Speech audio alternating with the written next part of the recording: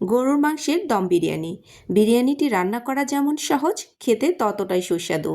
বাসায় মেহমান আসলে বা ছোটোখাটো কোনো প্রোগ্রামের জন্য এই দম বিরিয়ানিটি বাসায় ট্রাই করে দেখতে পারেন। রান্না করা যেমন সহজ, খেতেও ভীষণ মজাদার। তো দেখে নেওয়া যাক এই রেসিপিটি। দম বিরিয়ানি রান্না করার জন্য আমি এখানে নিয়েছি গরুর মাংস। আপনারা চাইলে এখানে খাসির মাংস ব্যবহার করতে পারেন। তো আমি এর মধ্যে কিছু মশলা দিয়ে নিচ্ছি। আমি এখানে কালো গোলমরিচ নিয়েছি, লবঙ্গ নিয়েছি, তেজপাতা, দারুচিনি, তার সাথে সাদা এলাচ ও কালো এলাচ রয়েছে। তো মশলাগুলো আমি এখানে সবগুলোই দিয়ে দিচ্ছি। তো এখন একে একে সব মশলাগুলো মাংসের মধ্যে দিয়ে নেব। তো দিয়ে নিচ্ছি পেঁয়াজ, একদম কুচি করে কেটে নিয়েছি। এখানে 1/4 কাপ পরিমাণ পেঁয়াজ কুচি রয়েছে। এর সাথে দিয়ে নিয়েছি আদা, রসুন এবং জিরার পেস্ট একসাথে বেটে নিয়েছি। আমি প্রায় 2.5 টেবিল চামচের মতো এখানে আদা, রসুন এবং জিরার পেস্ট দিয়ে নিয়েছি।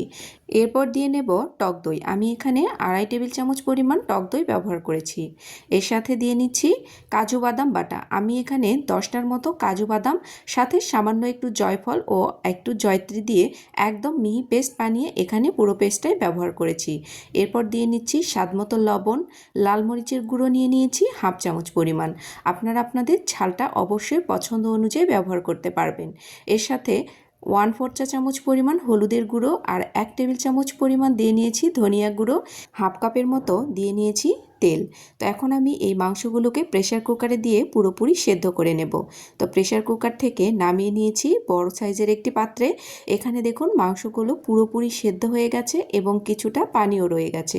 এখন আমি চালটা তৈরি করে নেব। তো তার জন্য চুলার উপরে বড় সাইজের একটি প্যান বসিয়ে এর মধ্যে বেশ কিছুটা পানি দিয়ে নিয়েছি। সাথে দিয়ে নিচ্ছি কিছুটা মশলা। তো আমি এখানে শাহজিরা ব্যবহার করেছি, আপনারা চাইলে এটা স্কিপ করতে পারেন, এখানে নর্মাল জিরাটাও ব্যবহার করতে পারেন। এর সাথে কিছু আদা কুচি আর কিছু গোটা গরম মশলা ব্যবহার করেছি। এখন দিয়ে নিচ্ছি স্বাদমতো লবণ। চালের জন্য যতটুকু লবণ প্রয়োজন আমি এখানে প্রায় 2.5 টেবিল চামচের মতো লবণ দিয়ে নিয়েছি। পানিতে যখন টকবক করে বলক ফুটে আসবে এর মধ্যেই চালগুলোকে দিয়ে নিচ্ছি। আমি এখানে 1/2 কেজির মতো চাল ব্যবহার করেছি। আর এই চালটাকে একদম পুরোপুরি ঘড়ি ধরে 5 মিনিট আমি রান্না করে নেব হাই হিটে।